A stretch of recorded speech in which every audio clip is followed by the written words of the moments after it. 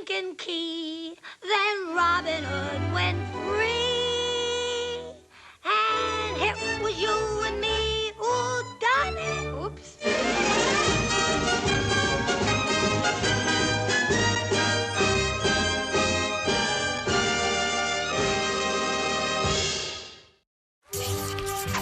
Welcome to Cartoon College.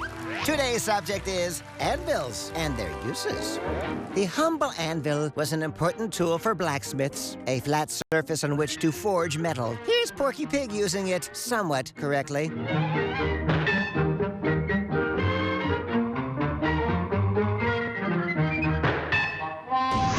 However, its primary use in Looney Tunes is to fall on someone's head, usually flattening the unwary victim.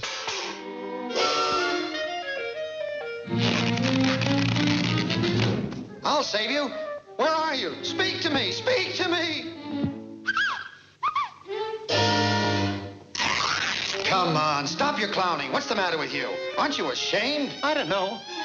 Why do you do these things? I'm a bad pussycat. Anvils have other uses as well. They can be handed to an adversary to unbalance them, strain them, or even sink their battleship. Okay, Shorty, catch me. I'm gonna jump. Here I come!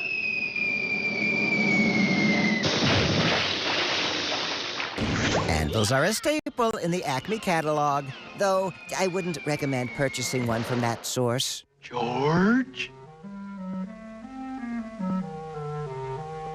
Oh. Benny!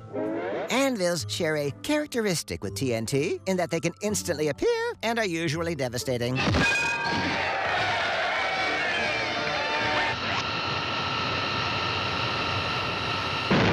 Add explosive darts and gravity, and the result is... the end.